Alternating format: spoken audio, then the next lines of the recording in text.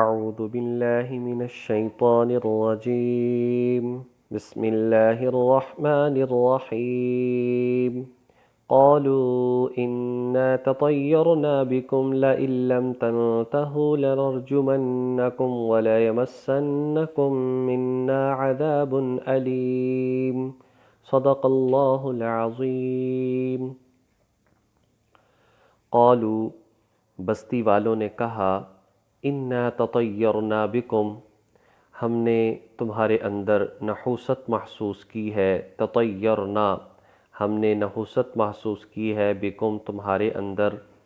لئن لم تنتہوا، غور سے سنو، اگر تم باز نہیں آؤ گے۔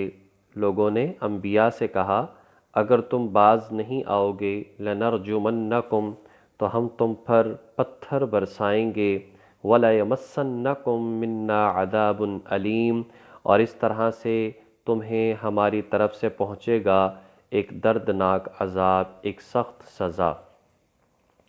بات چل رہی تھی، اللہ تبارک و تعالیٰ نے بستی انطاکیہ اس کے طرف کچھ انبیاء کو بھیجا۔ جب حضرات انبیاء علیہم السلام نے ان کو توحید کی دعوت دی، ان کو اپنی رسالت کے بارے میں بتایا، ان کو آخرت، قیامت، اللہ کے دیدار، جنت اور دوزخ کے بارے میں بتایا، یہ لوگ ان کے دشمن بن گئے اور کہنے لگے کہ جی ہم ان باتوں کو نہیں مانتے، یہ غلط باتیں ہیں۔ حضرات انبیاء نے فرمایا کہ ہمارا کام تو صرف پہنچا دینا تھا، زبردستی ہدایت پر لانا یہ ہمارا کام نہیں ہے۔ تو یہ لوگ کہنے لگے کہ تمہاری وجہ سے ہم پر ایک نحوست پڑ چکی ہے۔ دراصل بات یہ تھی، جب ان لوگوں نے بات کو نہیں مانا تو اللہ تبارک و تعالیٰ نے ان کی بداعمالیوں کی وجہ سے ان پر ایک قحط مسلط کر دیا، ان کی فصلوں کو نقصان پہنچا، ان کی آبادی کو نقصان پہنچا، ان کے جانوروں کو نقصان پہنچنا شروع ہو گیا، ان کی پیداوار کم ہو گئی، معاشی طور پر بڑے پریشان ہونے لگے۔ تو کہنے لگے کہ نبیوں سے کہنے لگے کہ تمہاری وجہ سے یہ ہم پر نحوست آئی ہے۔ تو فرمایا حضرات انبیاء نے ایسی بات نہیں ہے، اور یہ لوگ کہنے لگے کہ اگر تم باز نہ آئے اور یہ جو نئی باتیں ہمیں بتا رہے ہو اس سے باز نہ آئے تو ہم تم پر پتھر برسائیں گے اور تمہیں جان سے ہاتھ دھونا پڑے گا۔ تو پھر حضرات انبیاء علیہم السلام نے کہا، قالو، انہوں نے کہا، رسولوں نے کہا، طائرکم معکم، تمہاری نحوست تو تمہارے ساتھ لگی ہوئی ہے۔ اَإِن ذُكِّرْتُمْ، کیا ہم تمہیں نصیحت نہیں کر رہے؟ یعنی اصل ترجمہ تو یہی بنتا ہے، اگر دیکھا جائے کیا یہ تم باتیں اس وجہ سے کہہ رہے ہو کہ ہم تمہیں نصیحت کر رہے ہیں؟ یعنی یہ تمہارا کہنا کہ ہمیں نحوست پہنچی ہے تمہاری وجہ سے، یہ بات تم کیوں کر رہے ہو؟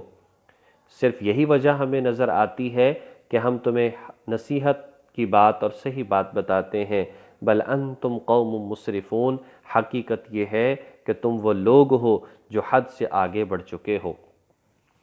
تو جب یہ بات ہوئی تو حضرات انبیاء نے کہا کہ ایسی بات نہیں ہے، تمہارے کفر کی وجہ سے نحوست پڑی ہے۔ اور ایک بات یہاں پر یہ سمجھ لینی چاہیے کہ نحوست طائرہ حالانکہ کہا جاتا ہے پرندے کو، طائرتن پرندے کو کہا جاتا ہے، لیکن یہاں پر نحوست کا معنی کیا جا رہا ہے۔ وجہ یہ ہے کہ عرب میں بھی ایسی بات تھی اور جاہلیت کے زمانے میں بھی ایسی بات تھی، جب لوگ اپنے گھروں سے نکلتے اور کوئی سفر کرنا مقصود ہوتا تو جو درخت گھر کے قریب ہوتا اس پر پتھر مارتے، تو کوئی پرندہ اگر بیٹھا ہوتا وہ بیچارہ پریشان ہو کر جب اڑتا، ظاہر ہے کہ اس نے دائیں اڑنا ہوتا تھا یا بائیں اڑنا ہوتا تھا، اگر تو وہ دائیں طرف اڑ جاتا یہ کہتے کہ اچھا سفر اچھا ہوگا اور اس سے ہمیں اس طرف سفر کرنا چاہیے، اور اگر بائیں طرف اڑتا تو کہتے نہیں آج سفر نہیں کرنا چاہیے، نقصان دہ ہو سکتا ہے۔ تو یعنی یہ بائیں طرف اڑنے کو نحوست شمار کیا کرتے تھے اس وجہ سے۔ اسی طرح آج بھی لوگوں میں ہے بہت ساری باتیں، الو اگر بیٹھ جائے گھر پر تو کہتے ہیں کہ جی نحوست پڑے گی، کوا اگر بولے گھر پر آ کر صبح صبح تو کہتے ہیں جی مہمان آنے والا ہے۔ تو ایسی بات نہیں ہے، یہ سب باتیں جو ہیں اپنی بنائی ہوئی باتیں ہیں اور شریعت کا ان سے تعلق نہیں ہے۔ تو یہ کہنے لگے جی ایسی بات، اور آج کے دور میں بھی اسی طریقے سے طوطے کے ذریعے سے فال نکلوانا اور کسی کو ہاتھ دکھلانا، یہ ساری باتیں شرک کے زمرے میں آتی ہیں، ان باتوں سے بچنا چاہیے۔ آگے اب یہی بات چل رہی تھی اور حضرات انبیاء یہ باتیں بتا رہے تھے، یہ لوگ دشمن بن گئے کہ ہم تو کہہ رہے ہیں کہ نحوست ان لوگوں کی وجہ سے آئی ہے، اور یہ نبی کہتا ہے کہ نہیں، نحوست تمہارے کفر کی وجہ سے آئی ہے۔ یہ لوگ دشمن ہو گئے اور کچھ غنڈے قسم کے لوگ آ کر حضرات انبیاء کو انہوں نے گھیر لیا اور کہنے لگے کہ اگر تم لوگ باز نہ آئے ہم پتھر برسائیں گے اور تمہیں ہلاک کر دیں گے۔ جب یہ بات تھوڑی سی آگے پھیلی، ایک شخص دوڑتا ہوا گیا اور اس نے جا کر ایک اس شہر کے انطاکیہ بستی کے ایک دوسرے کنارے پر ایک بڑھئی تھا، کارپینٹر تھا، لکڑی کا کام کرنے والا تھا۔ وہ کہنے لگا جی تم یہاں بیٹھے ہو، تم چونکہ ایمان لا چکے ہو، اس طرح سے لوگ جو ہیں انبیاء کو پریشان کیے ہوئے ہیں۔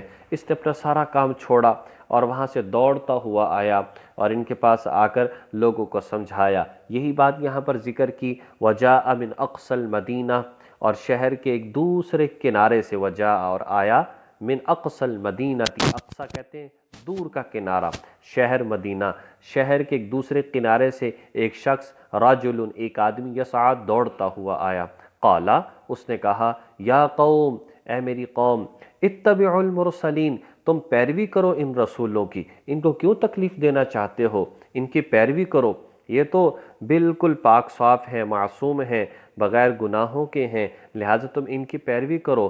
اتبعوا من لا یسألکم، تم ان کی پیروی کرو جو تم سے کسی چیز کا مطالبہ نہیں کرتے، اجرا، لا یسألکم اجرا، تم سے کسی اجر کا، کوئی اجرت کا مطالبہ نہیں کرتے، وہم مہتدون، اور وہ صحیح راستے پر ہیں، وہ صحیح راستے پر ہے۔ یہ حضرات انبیاء، تو اس نے آ کر اس طرح سے بتایا۔ اس کا نام حبیب بن اسرائیل نجار تھا۔ یہ نجار کہتے ہیں لکڑی بڑھئی کو، کارپینٹر کو، کام کرنے والے کو۔ تو یہ اس طرح سے تھا اور بیچارہ غریب تھا، لیکن ایمان اللہ پاک کسی کو بھی دے سکتا ہے۔ ایمان لا چکا تھا اور اپنے کام سے کام رکھتا، پہلے شہر کے درمیان میں، بعد میں آخر میں چلا گیا کہ لوگ پریشان کرتے، اپنا کام کرتا اور اس طرح سے اپنا پیٹ پالتا اور اللہ اللہ کرتا۔ جب لوگوں نے کہا تو یہ دوڑتا ہوا آیا۔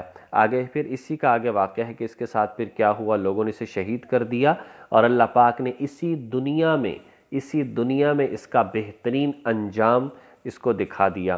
تو بہرحال بات یہ ہے کہ اللہ تبارک و تعالیٰ نے ہمیں بڑا ہی شفاف اور بڑا ہی پاک دین عطا فرمایا ہے، اس میں بے شمار آسانیاں ہیں، ہمیں اس میں مشقتوں میں نہیں پڑنا چاہیے، اور غیر ضروری باتیں اور غیر مستند باتیں جو قرآن و حدیث کی نہ ہوں اپنی طرف سے نہیں نکالنی چاہیے۔ ہمارے پاس تو بہترین سنت طریقہ ہے جو ہر موقع پر عمل کرنے کے لیے ہے۔ اللہ رب العزت ہمیں ان باتوں کو سمجھ کر عمل کرنے کی توفیق نصیب فرمائے۔